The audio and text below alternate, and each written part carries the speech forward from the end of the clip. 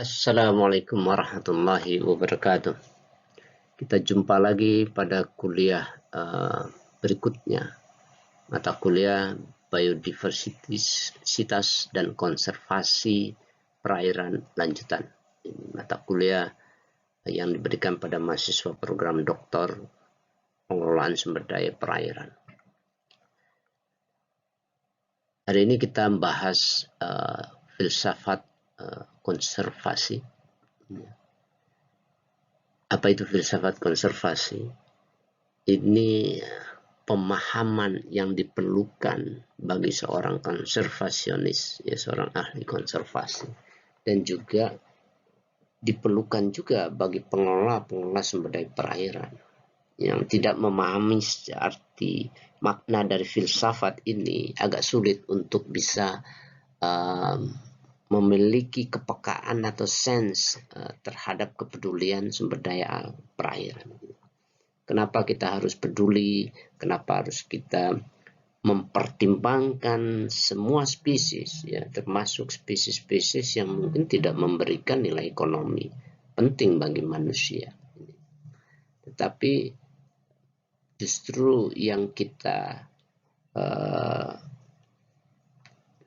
kemukakan di dalam konsep konservasi ini itu bukan hanya pemilihan spesies komoditi, karena spesies itu tidak bisa dipilah antara komoditi ekonomi mana yang tidak ekonomi, karena dia di dalam alam menjadi satu sistem sumber daya yang membentuk sistem ekologi menyatu dengan habitatnya, dan itulah yang menjadi dasar dari filsafat sistem kehidupan sumber daya perairan. Filsafat konservasi ini merupakan pemahaman yang sangat mendasar tentang nilai-nilai daripada kehidupan. Berbicara nilai-nilai kehidupan di dalam satu sistem kehidupan. Jadi kalau kita berbicara nilai-nilai kehidupan, tidak hanya berdiri sendiri, tetapi dia harus terikat di dalam satu sistem yang disebut dengan sistem kehidupan. Nah, sistem kehidupan ini sangat erat kaitannya ketika kita melihat proses terbentuknya sistem kehidupan ini, di mana Tuhan menciptakan bumi dengan isinya sumber daya, ya, yang merupakan makhluk ciptaannya, itu hidup ini, mulai dari tumbuh-tumbuhan, hewan, ya, dan manusia. Ini terakhir manusia yang masuk dalam sistem kehidupan bumi. Nah, Tuhan menciptakan sumber daya ini itu untuk kepentingan manusia. It's okay, itu bisa kita pahami. Nah, ketika kita tahu dan paham bahwa kita butuh sumber daya, artinya kan itu. Artinya sumber daya diciptakan untuk manusia. Saya tidak menyalahkan itu. Itu betul ininya. Dan sumber daya di dalam sistem kehidupan ini, dia dinamis. Tumbuh, berkembang biak, menambah, mati, berkurang, diambil, dan sebagainya. Dinamika sistem sumber daya inilah, ya, yang harus menjadi perhatian kita, ya. Ketika dinamika sumber daya ini tidak terkontrol lagi, dia menukik menuju jumlah yang semakin mengecil dan makin punah, maka kita akan kehilangan peluang untuk hidup. Manusia, sepanjang kita membutuhkan sumber daya, kita harus memastikan sumber daya itu juga hidup.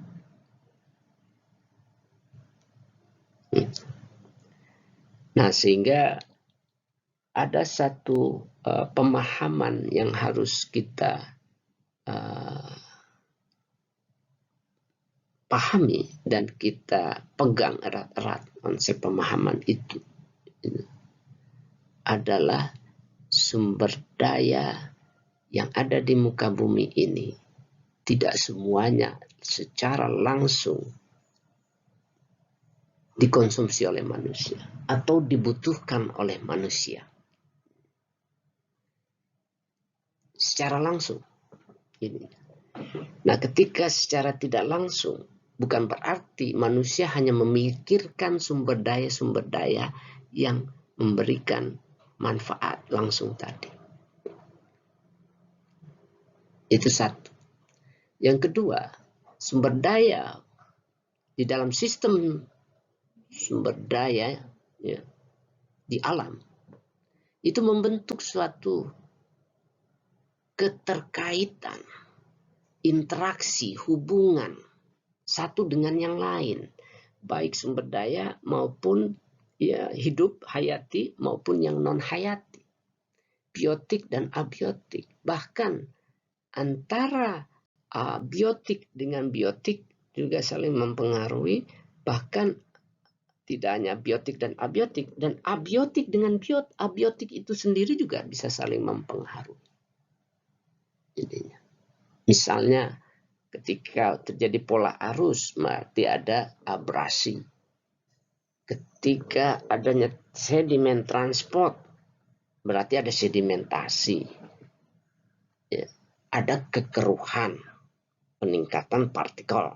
Itu kan semua keterkaitan. Ketika peningkatan partikel, oksigennya berkurang. Fotosintesis juga berkurang. Itu faktor-faktor abiotik juga mereka saling mempengaruhi di sini.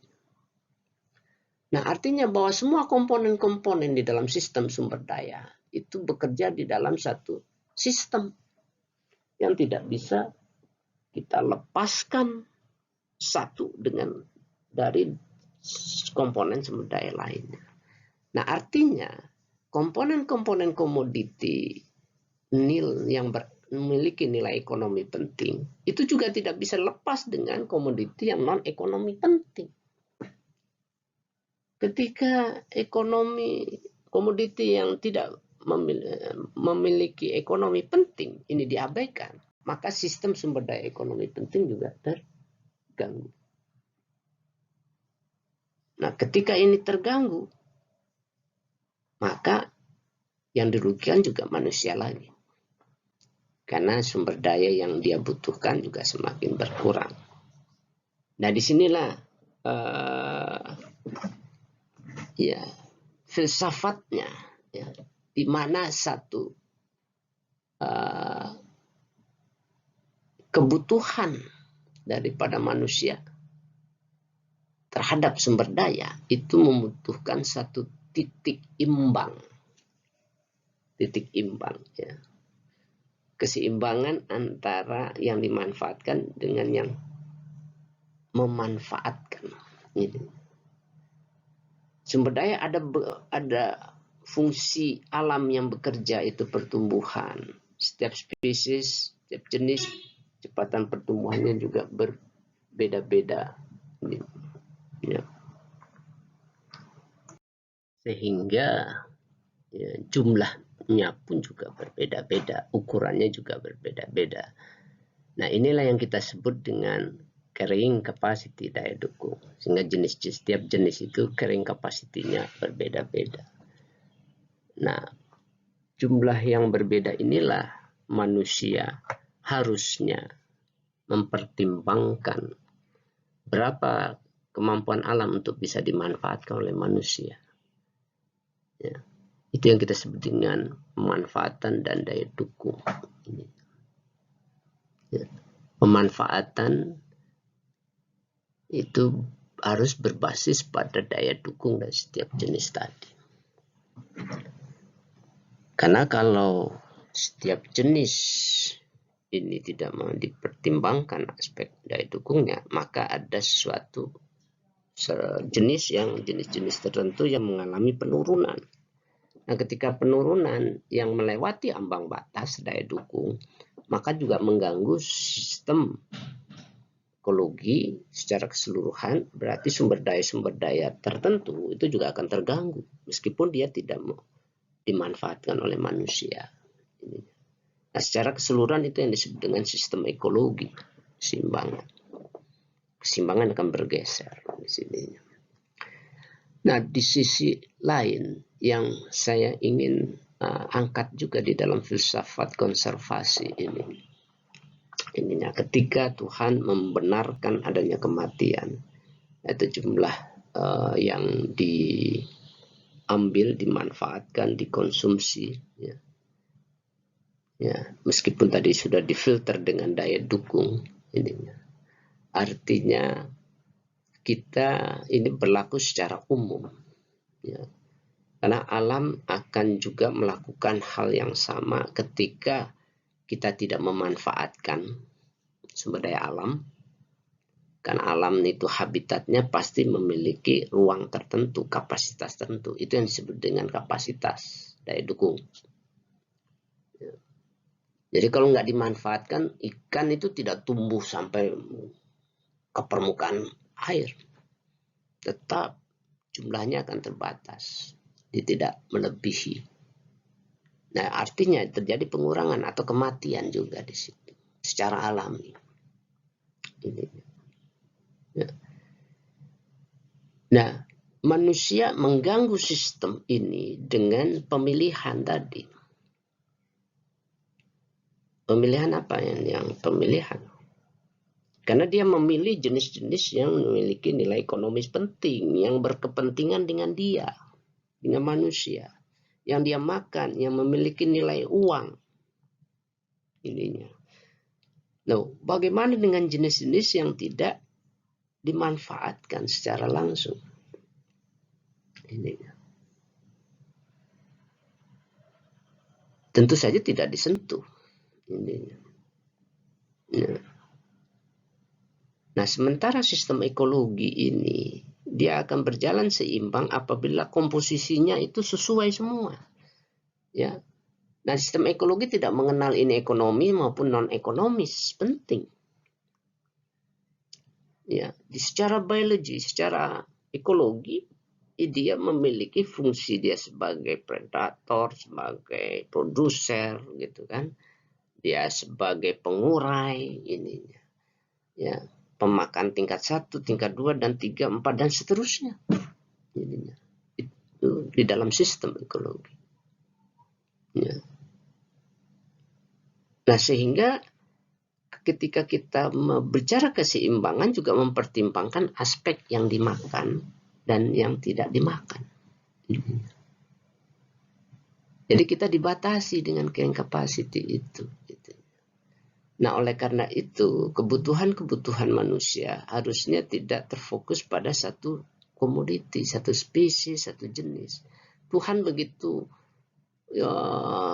sudah menciptakan biodiversity, keanekaragaman, ya, jumlah jenis yang banyak. Nah, kita diberi ilmu untuk mencari pilihan-pilihan untuk bisa dimanfaatkan. Ya. Ini. Nah, sehingga ya keseimbangan tadi itu tercapai di sini. Ini. Ya. Jangan sampai kita memiliki suatu kebijakan membenarkan atau membolehkan membunuh sesuatu jenis yang tidak memiliki nilai ekonomis penting. Ini dalam konservasi keliru. Contohnya, ketika ini ada seagrass, contohnya habitat ini seagrass mau kita reklamasi, tidak masalah karena seagrass nggak ada yang makan. Lamun tidak ada yang memakannya, keliru. Satu, seagrass punya hak untuk hidup sebagai ciptaan Tuhan. Kedua, dia bagian daripada sistem ekologi. Dan dia tidak diizinkan untuk dimusnahkan. Ya. Yang ketiga, ketika dia hilang, apa yang kerugian yang ditimbulkan? Sistem ekologi itu ada beberapa habitat tempat larva, tempat memijah ikan-ikan. termasuk diantaranya ikan-ikan nilai ekonomis penting di situ, memijah, ya. Kemudian tumbuh, larvanya dipelihara sampai tumbuh menjadi remaja. Itu hilang, berarti kesempatan untuk memijah dan pertumbuhan juga hilang. Ininya. Ya. Kalau kita hanya melihat seagrass, makanya kenapa di dalam konservasi ini sangat menghargai semua spesies pada posisi yang sama dalam peluang untuk kesempatan hidup. Itulah filsafat konservasi yang harusnya ditanamkan pada pengelola sumber daya perairan, apalagi dia mempelajari konservasi.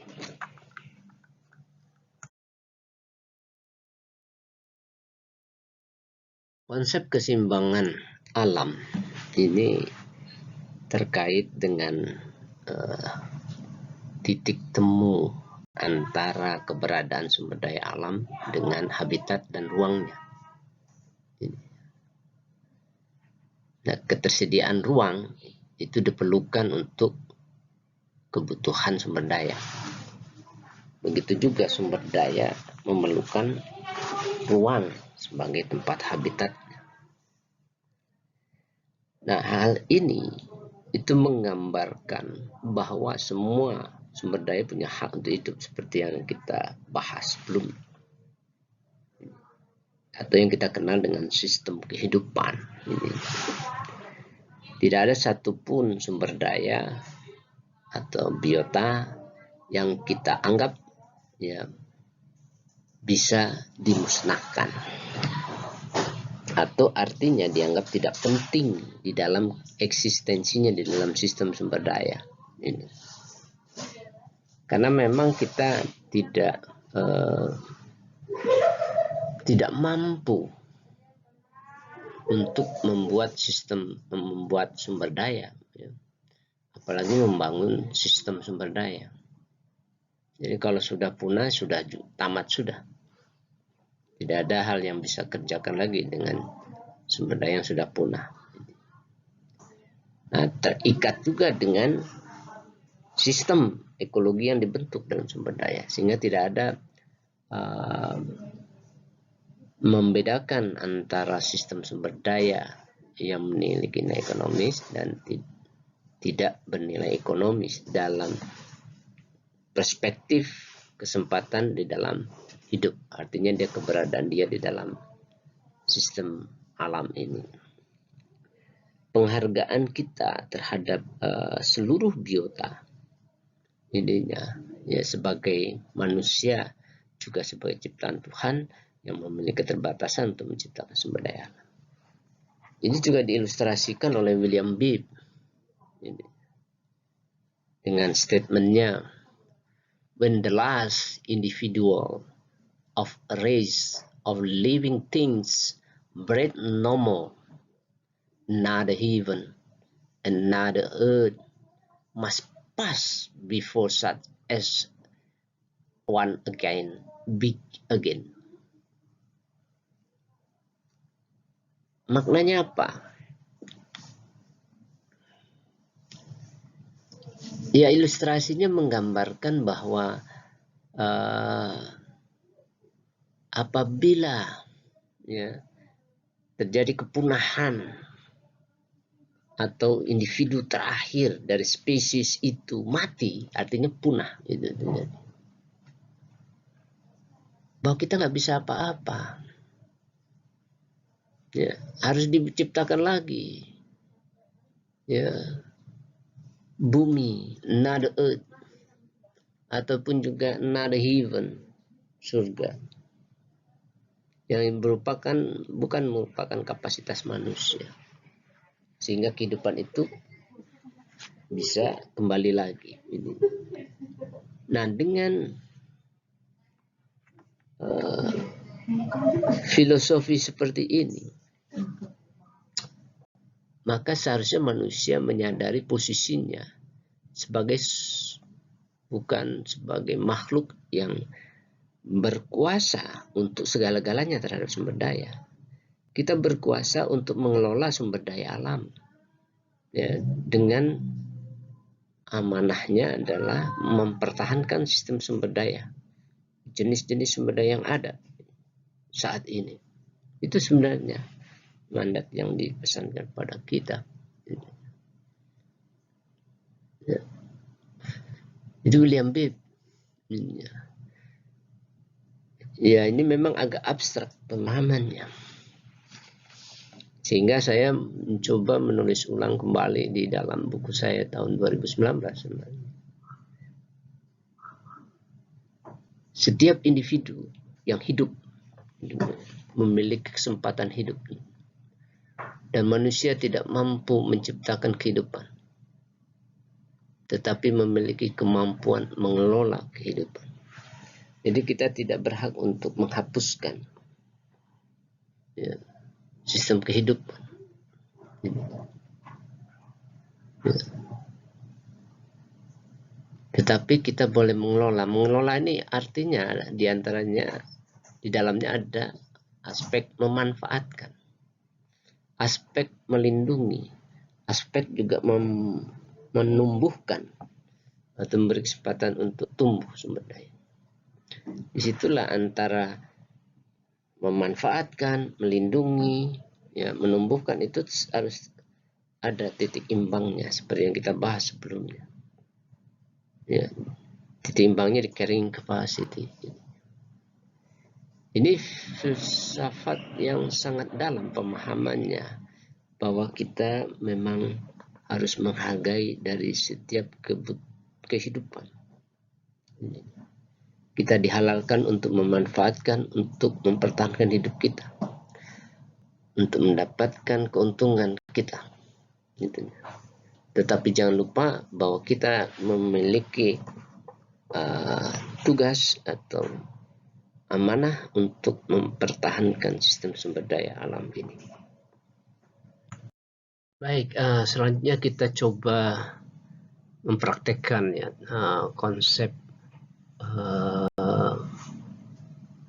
pemahaman tentang falsafah konservasi ini. Kita akan mengambil suatu kasus di dalam satu kawasan pesisir. Misalnya satu kawasan pesisir memiliki ekosistem mangrove dan terumbu karang, tetapi sekitarnya terdapat pemukiman, ya, dengan penduduk, ya, yang memiliki tingkat kesejahteraan yang rendah. Ya, dan ini umumnya terjadi untuk masyarakat pesisir kita. Kondisi mangrove 70% mengalami kerusakan. Artinya habitat mangrove ini rusak dan tidak bagus. Ekosistem terumbu karang juga memiliki kondisi yang sama, ya, dengan tutupan, kualitas tutupan terumbu, ya, di atas 50%, hanya tinggal 30% dari area terumbu karang yang ada. Ya, artinya 30% dari area terumbu karang itu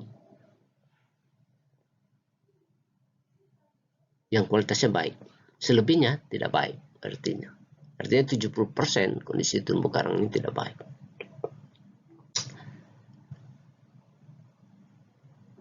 Biodiversitas mengalami penurunan drastis, dan beberapa spesies sudah tidak ditemukan lagi pada dua ekosistem itu.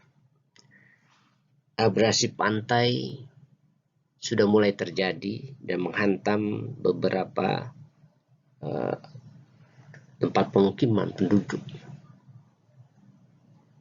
dan beberapa rumah penduduk pun mulai ada yang tergerus dan harus dipindahkan ke tempat yang lebih aman, artinya di belakang laut. Kegiatan perikanan juga tidak memadai, dengan hasil tangkapan yang tidak maksimal. Budidaya pun juga tidak maksimal disebabkan oleh kualitas air yang tidak dalam kondisi yang baik.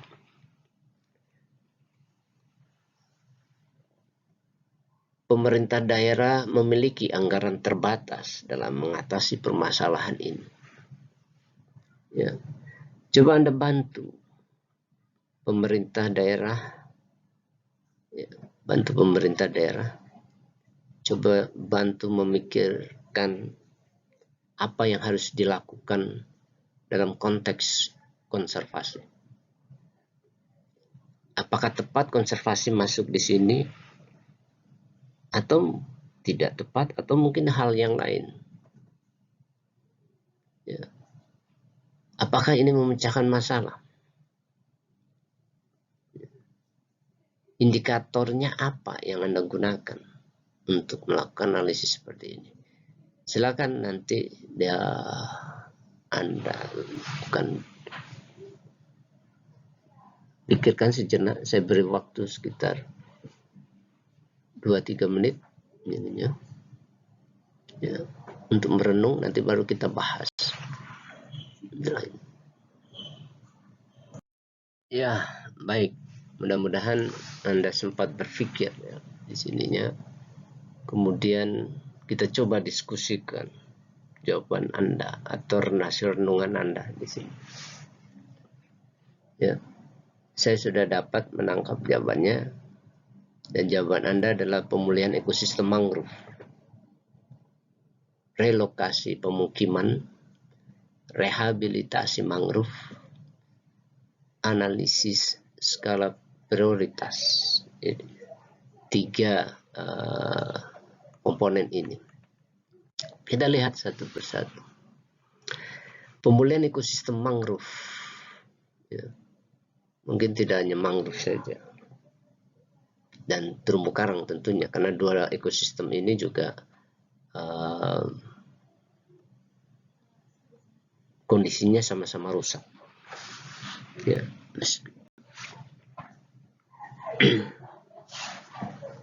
Nah, pertanyaannya, ketika pemulihan ekosistem mangrove dan karang ini, yang tentu saja notabene memerlukan dana yang cukup besar,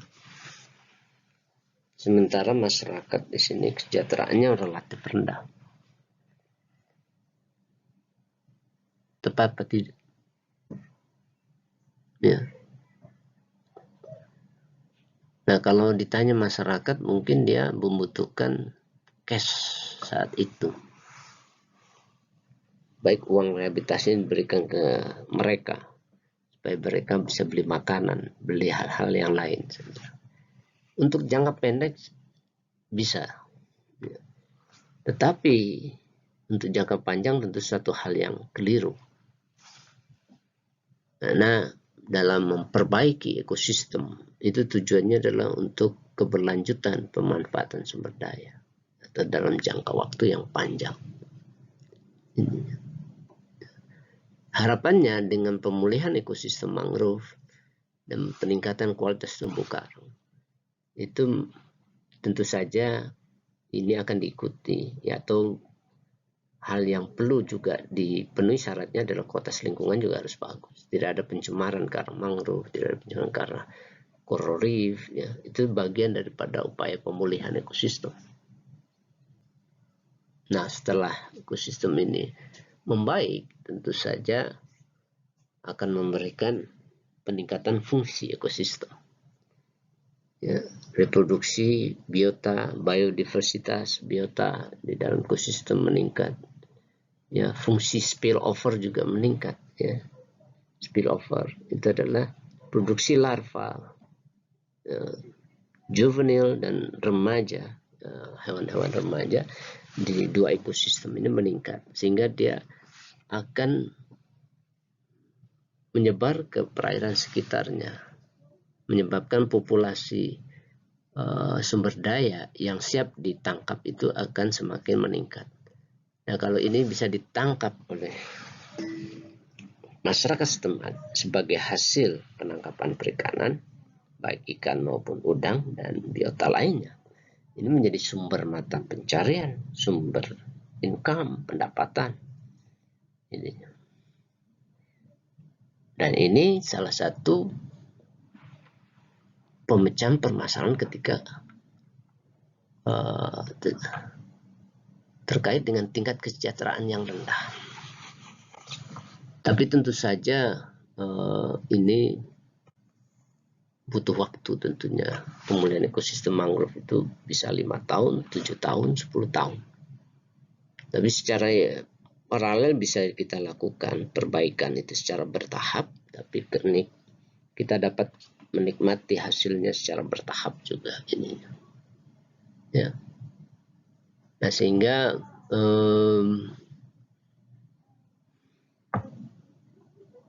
untuk sementara mungkin pemerintah memberikan bantuan insentif ya pada jangka waktu tertentu ininya ya, untuk mengurangi permasalahan kesejahteraan ini ya, hingga sampai pada kondisi ekosistem mangrove-nya pulih. Relokasi pemukiman penting pada rumah-rumah penduduk yang terkena abrasi ataupun terancam ini ya. Rehabilitasi pantai juga perlu.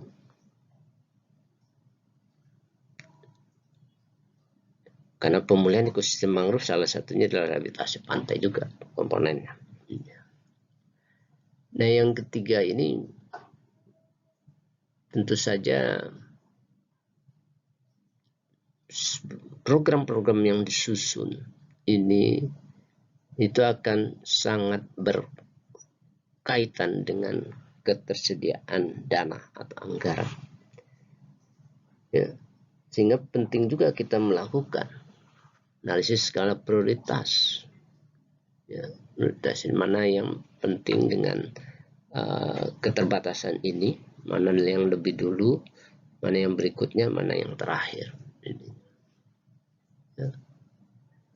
Apakah ekonominya dulu dibangun, setelah itu pemulihan, ini yang umumnya pendapat umum dari kacamata ekonomi yang sebenarnya tidak terlalu tepat, karena justru memang di dalam proses pemulihan itu perlu pengorbanan. Layaknya ketika kita mendapatkan manfaat pada saat proses di awal sehingga menimbulkan kerusakan.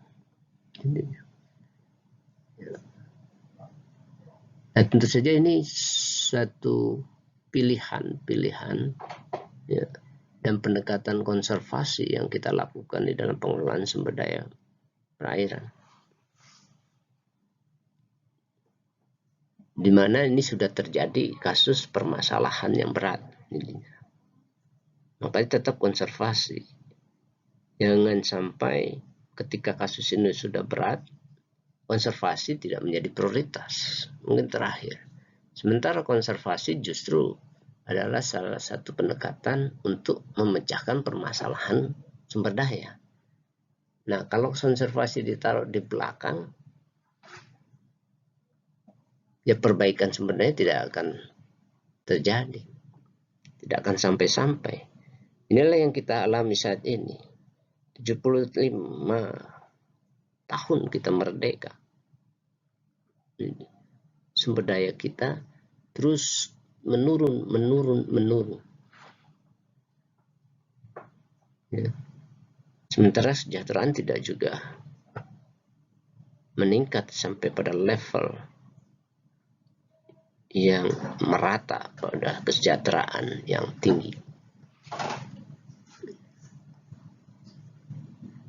Nah, ini harapan kita, tentu saja kesejahteraan penduduk, permasalahan kesejahteraan penduduk ininya dapat diselesaikan dengan pendekatan konservasi. Konsep konservasi itu sendiri di dalam pengelolaan sumber daya perairan, nah, adalah memastikan sistem sumber daya itu dalam posisi seimbang.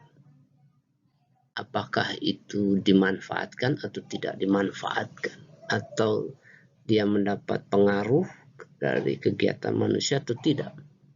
Kalau tidak dimanfaatkan atau tidak ada pengaruh pun, alam juga akan memfilter, ya, kondisi tetap seimbang. Populasi ikan tidak akan membludak, ya, jumlahnya sehingga melebihi kapasitas laut, perairan, apalagi sampai ke daratan. Ini tidak mungkin, karena ada satu titik imbang yang dimiliki dalam sistem ekologi alam, menyebabkan populasi secara alami juga dia akan menetapkan keseimbangan. Nah, kalau ini kita tidak sulit untuk mengelola, bahkan tidak diperlukan pengelolaan kalau secara alami. Tetapi pengelolaan ini akan diperlukan dan sangat diperlukan ketika manusia mulai mengganggu sistem sumber daya alamnya. Ya, beberapa kegiatannya, misalnya pemanfaatan.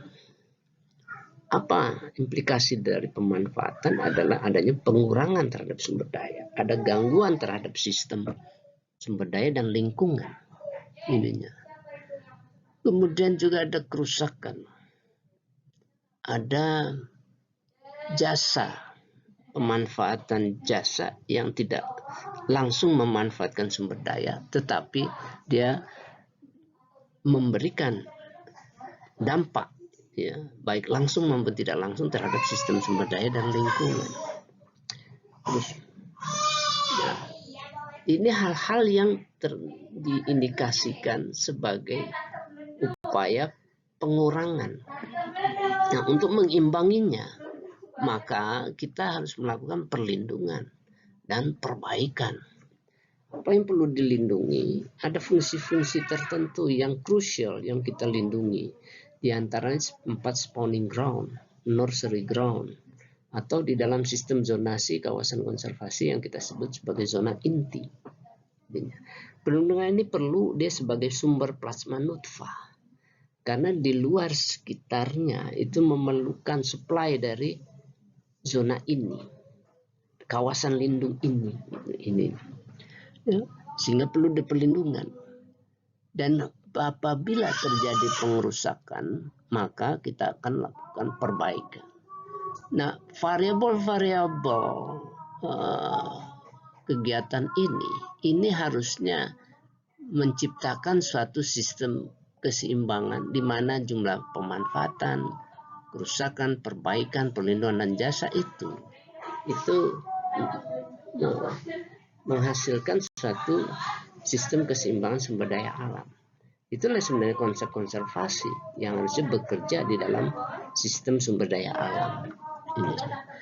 Konservasi tidak mengharamkan, ya, adanya pemanfaatan, tidak mengharamkan adanya pengurangan sumber daya, tidak mengharamkan pengambilan sumber daya, tetapi yang ditekankan dalam konsep konservasi justru pemanfaatan ini itu tidak melebihi carrying capacity, ya, tidak menimbulkan kerusakan yang signifikan, dan apabila ada kerusakan kita segera perbaikan ininya untuk tetap mempertahankan titik keseimbangan alam itu. Itulah konsep konservasi yang harusnya menjadi pondasi di dalam pengelolaan sumber daya alam perairan kita. Hal yang negatif yang dialami oleh sumber daya alam itu ada 2 hal, yaitu berupa gangguan dan kerusakan. Nah, gangguan dan kerusakan ini itu pada komponen-komponen kehidupan sumber daya, pada sistem sumber daya. Keseimbangan sistem sumber daya pun juga akan terganggu. Kenormalan, dalam hal ini yang dimaksud dengan kenormalan adalah pola pertumbuhan, ya, sistem reproduksi itu ada yang berarti kenormalannya terganggu, pertumbuhan bisa terhambat, reproduksi juga terganggu, itu kenormalan ini, ya, dari sistem biologi dari organisme yang ada di sistem habitat yang terganggu ini, ya. pertumbuhan individu. Pertumbuhan individu itu juga akan terhambat karena gangguan atau kerusakan ini akan mengganggu sistem variabel-variabel yang menentukan pertumbuhan. Tentu saja yang terakhir adalah interaksi ekologi. Hubungan-hubungan ekologi ini akan berubah ya dengan gangguan, karena ada satu komponen yang terganggu, bahkan ada komponen yang hilang, sehingga interaksinya lengkap. Nah, ketidaklengkapan interaksi pada sistem ekologi ini juga menjadi hal yang serius pada sistem sumber daya alam. Nah, gangguan dan kerusakan yang kita lihat tadi ya bekerja atau mempengaruhi komponen-komponen kehidupan, keseimbangan, kenormalan, pertumbuhan, dan interaksi ekologi. Itu tentu saja perlu kita cermati, karena itu merupakan kerugian bagi kita. Nah, kita perlu mencegah dan melindungi sistem sumber daya ini. Maka diperlukanlah konservasi, sebenarnya sangat penting untuk menjaga keseimbangan, menjaga sistem kehidupan, menormalkan sistem pertumbuhan, reproduksi, ya, kondisi lingkungan, ya, kemudian interaksi di dalam sistem ekologi itu juga harus kita jaga. Ya. Nah, kalau kita lihat konservasi ini akan mentreatment atau merespon dua variabel gangguan dan kerusakan, dua hal yang berbeda.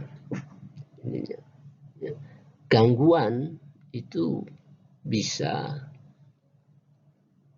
terjadi disebabkan oleh variabel eksternal atau secara tidak langsung. Ini itu bisa disebut gangguan. Contohnya ketika ada aktivitas kapal yang menimbun laut di sini. Ini aspek gangguannya adalah ketika perairan itu menjadi keruh di sekitarnya, ya. Tapi kerusakannya adalah pada habitat yang langsung menerima sedimentasi. Jadi ini ada gangguan, ada kerusakan. Intinya kerusakan itu ada di dalam sistem dalam kapal, tetapi radius perairan laut hingga 1-2 kilometer ke sana yang mengalami peningkatan sedimen ataupun yang menerima dampak turunan dari ini disebut gangguan.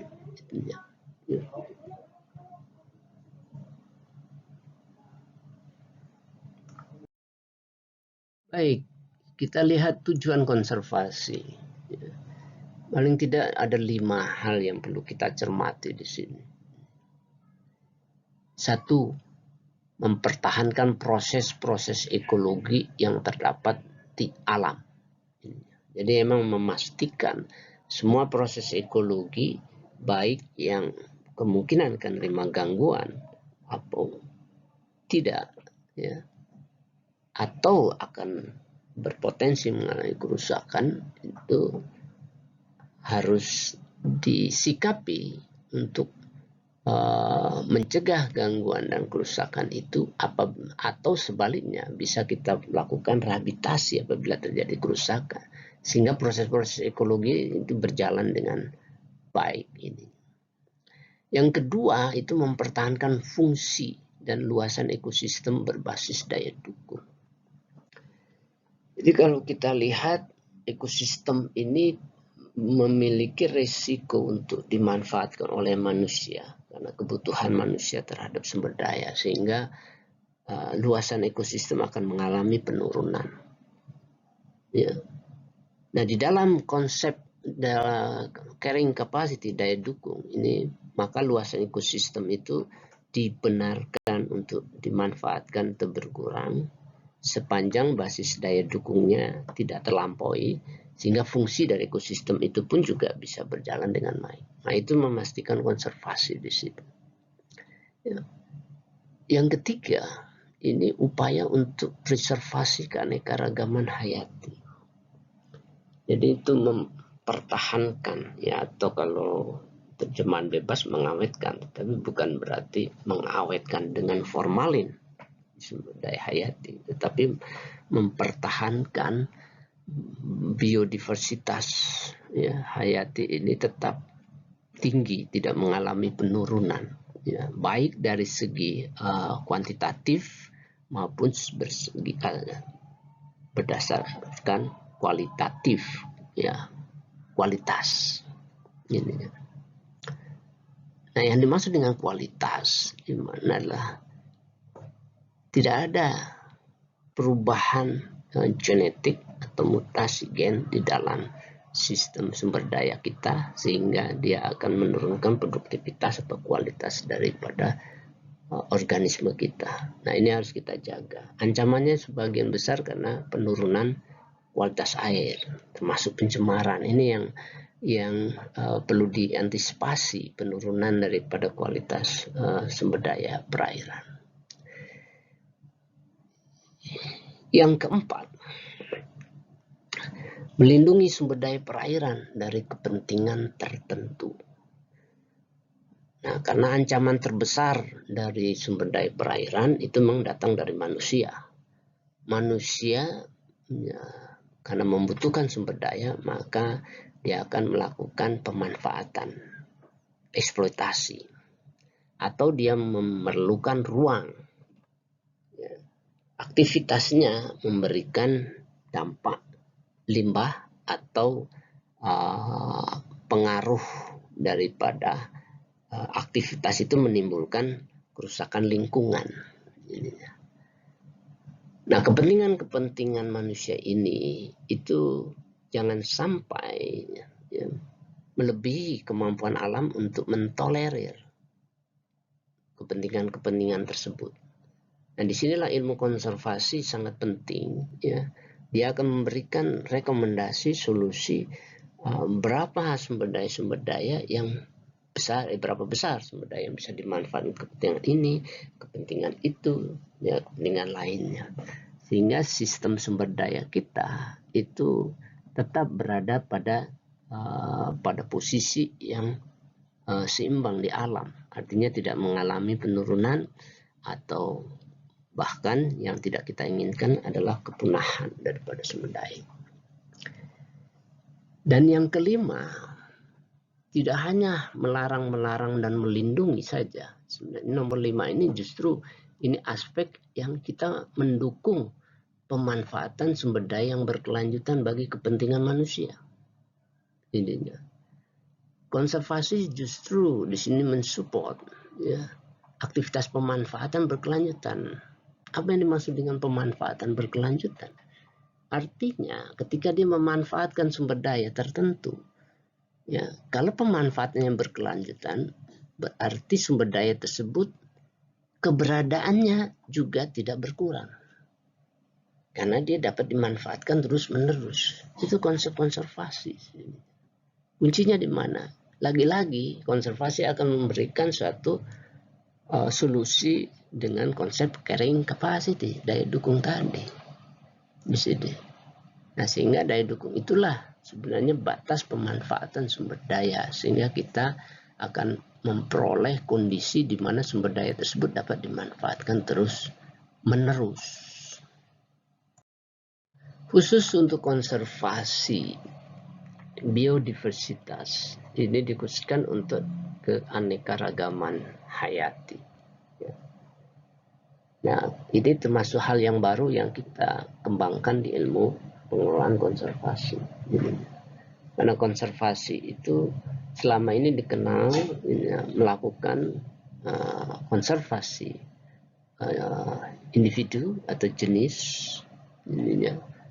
termasuk di dalamnya itu adalah konservasi genetik dan konservasi pendekatan kawasan. Jadi kawasan atau ekosistemnya yang dikonservasi.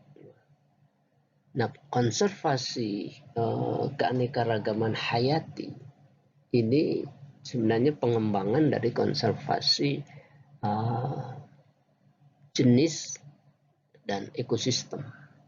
Jadi penggabungan jenis dan ekosistem ini loh, di dalamnya ada komunitas. Biodiversitas itu adalah bicara pada level komunitas, sehingga ketika ilmu ini berkembang, tentu saja banyak hal-hal yang perlu kita ketahui, sehingga banyak pertanyaan, what is biodiversity conservation? Nah, konservasi biodiversitas ini itu memelihara atau mempertahankan keanekaragaman spesies, habitat juga, dan hubungan interaksi di antara organisme-organisme dan lingkungan di dalam ekosistem itu. Sehingga kita sekaligus juga akan menjaga kesehatan ekosistem dan fungsi ekosistem itu secara baik. Itu sebenarnya konservasi biodiversitas. Jadi ada level spesies, ada habitat, ada juga sistem ekologi di dalam habitat itu sendiri yang menentukan struktur komunitas sumber daya yang ada di dalam habitat. Itu yang kita kenal dengan biodiversitas. Indonesia termasuk negara yang beruntung, dianugerahi oleh Tuhan dengan keanekaragaman hayati yang sangat tinggi. Nah, kalau kita lihat penyebaran biodiversitas yang tinggi, semakin merah, itu menandakan biodiversitasnya yang tinggi. Nah, Indonesia berada di sekitar garis khatulistiwa dan itu merupakan negara yang memiliki biodiversitas sangat tinggi, sehingga kita seringkali dijuluki dengan negara mega biodiversity. Ini menjadi challenge atau tantangan bagi kita, bagaimana kita mempertahankan anugerah Tuhan ini untuk tetap menjaga keanekaragaman hayati sumber daya di perairan kita. Dan semakin ke arah lintang tinggi, biodiversitasnya juga akan semakin menurun. Konsep pengelolaan konservasi sumber daya perairan itu tidak lepas daripada struktur dari biodiversitas ini, atau keanekaragaman hayati. Kalau kita lihat di chart ini, level tingkat atau biodiversitas itu mulai dari individu sebagai komponen pembangun biodiversitas, komunitas itu merupakan kelompok individu yang merupakan tolok ukur dari biodiversitas, ini komunitas. Dan sementara ekosistem merupakan habitat daripada komunitas itu sendiri. Nah, ruang yang lebih besar dari ekosistem adalah kawasan. Ininya terdiri dari beberapa ekosistem, dan kawasan ini lebih di atas lagi adalah ruang wilayah. Nah, kalau kita lihat ketika kita berbicara biodiversitas, maka semua leveling ini juga tidak bisa kita abaikan. Mereka saling terkait dan saling mempengaruhi leveling biodiversitas ini. Dan begitu juga ketika kita ingin melakukan satu implementasi konservasi, maka ini pun tidak bisa kita abaikan leveling ini. Ada 3 tantangan utama di dalam pengelolaan biodiversitas ini, terutama di perairan Indonesia kita. Yang pertama terkait dengan database. Pertanyaan klasik dan umum yang sering ditanyakan oleh negara lain. terhadap Indonesia yang dijuluki mega biodiversity. So how many species do you have? Berapa jenis ikan yang kamu punya? Berapa jenis udang yang kita punya? Ya. Nah, ini pertanyaan-pertanyaan yang belum semuanya bisa kita jawab. Karena memang dari awal kita tidak mempersiapkan sistem database ini dengan baik. Ya. Jangankan jumlah, nama-nama spesies, nama-nama sumber daya, itu belum semuanya teridentifikasi. Begitu juga habitat, ya, setiap habitatnya mengandung berapa jenis, sumber dayanya jenisnya apa saja. Nah, ini perlunya kita melakukan upaya inventarisasi. Inventarisasinya yang pertama, ini 3 tantangan. Salah satu tantangannya adalah inventarisasi. Ya. Tantangan kedua adalah konservasi. Memastikan atau menjaga sumber daya ini itu tidak mengalami kerusakan atau gangguan dulu baru kerusakan.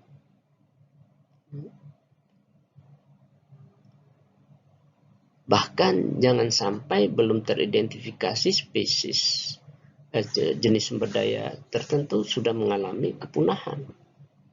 Nah, ini menjadi kerugian yang sangat besar bagi kita yang memiliki biodiversitas.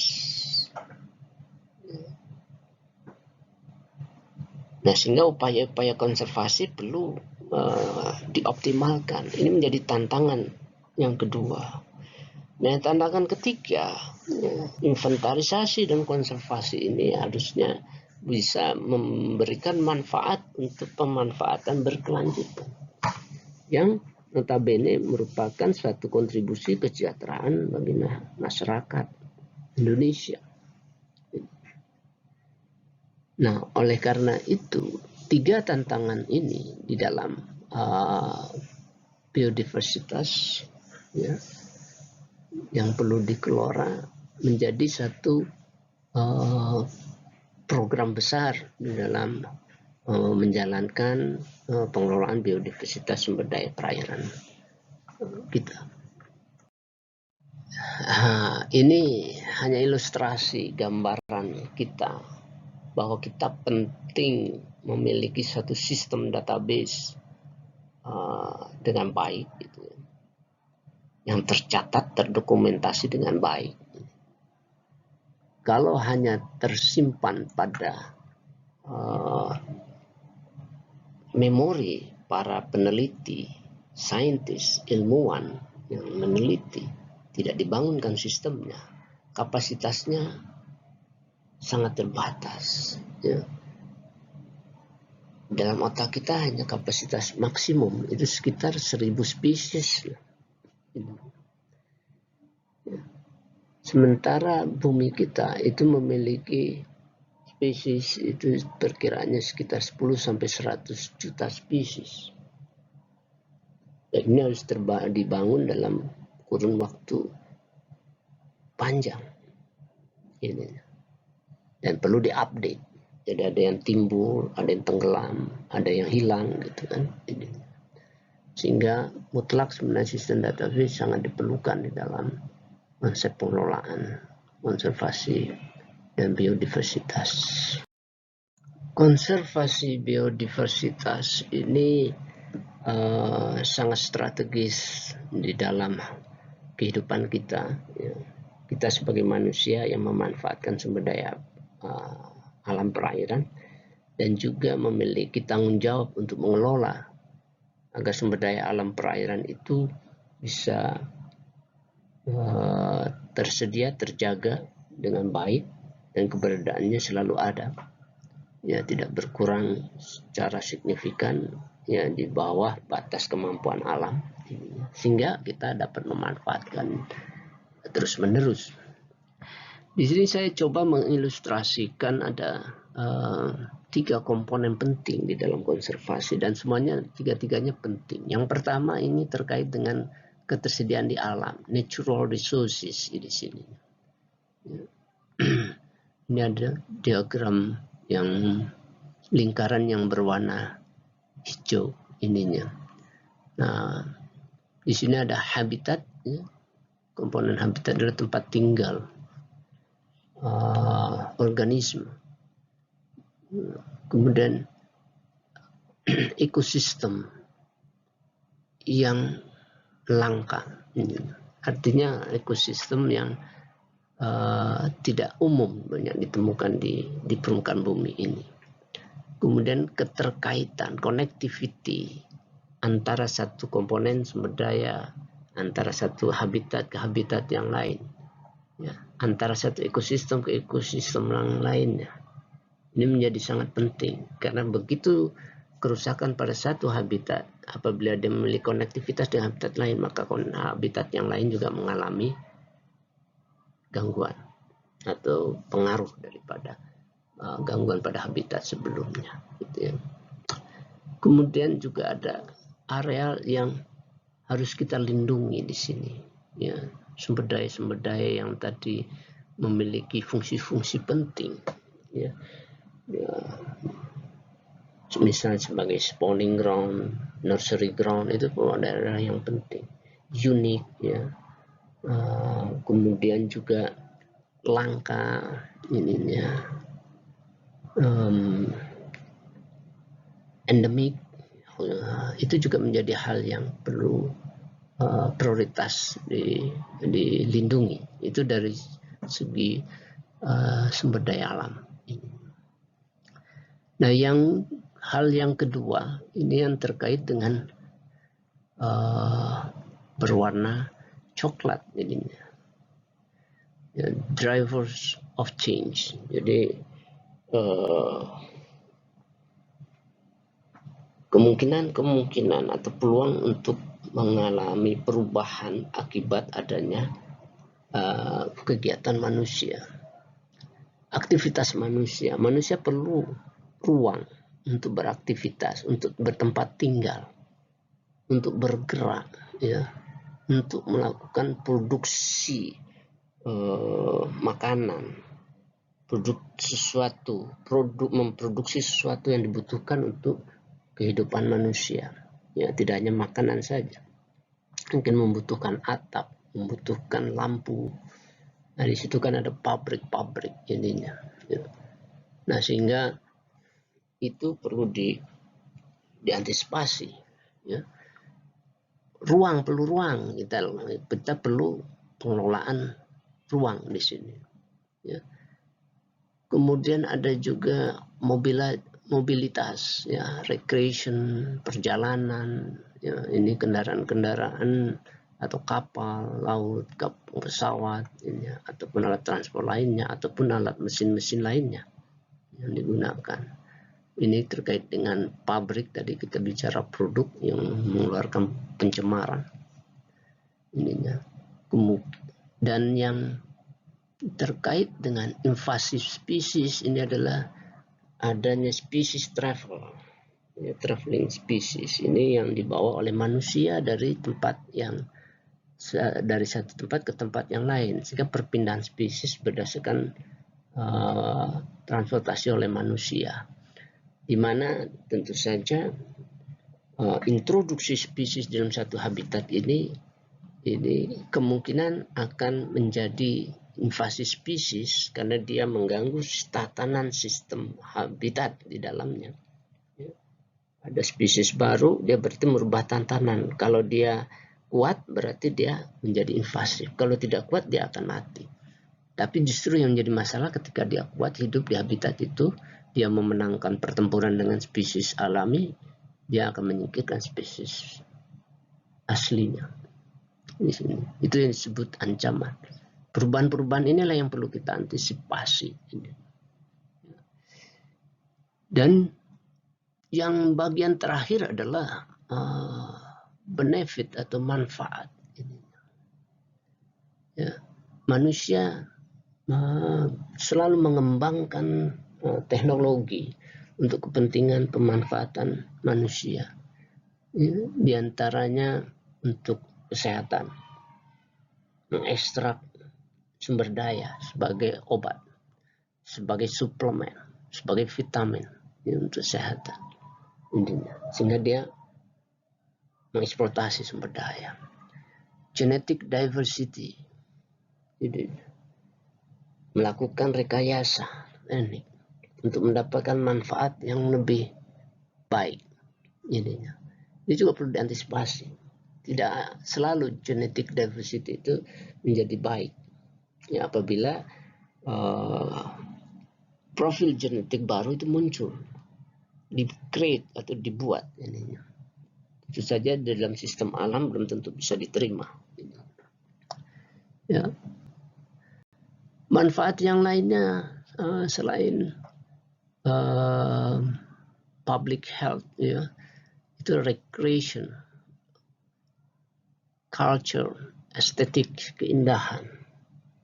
Jadi, ya, itu yang keuntungan yang diperoleh terhadap sumber daya ini, sehingga mereka manusia cenderung akan melakukan modifikasi alam untuk menciptakan keindahan, ya, kecuali kalau dia ingin menikmati keindahan alami. Nah, ini benefit yang kita bisa peroleh dari sumber daya alam ininya. Harapannya benefit dari recreation atau wisata, ya, kita diharapkan tidak melakukan rekayasa atau modifikasi sumber daya alam.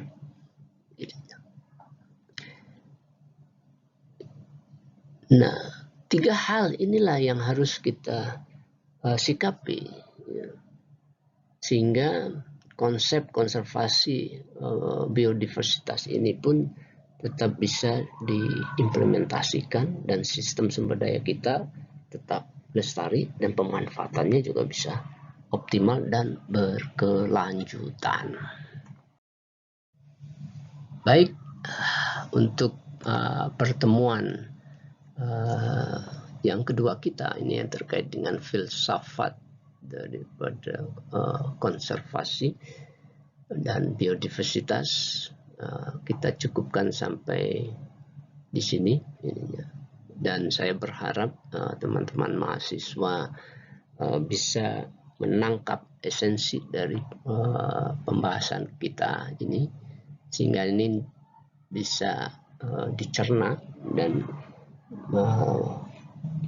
mencoba melakukan analisis-analisis yang terjadi di lingkungan sekitar kita dengan konsep konservasi dan biodiversitas ini, ya. Dan harapannya minggu depan kita akan membahas, ya, pendapat teman-teman mahasiswa berdasarkan konsep yang kita pelajari dalam 2 pertemuan ini dengan apa yang kita temukan atau fakta di lapangan yang kita temukan. Terima kasih. Sampai jumpa lagi pada pertemuan berikutnya. Wassalamualaikum warahmatullahi wabarakatuh. Dan salam sejahtera bagi kita semua.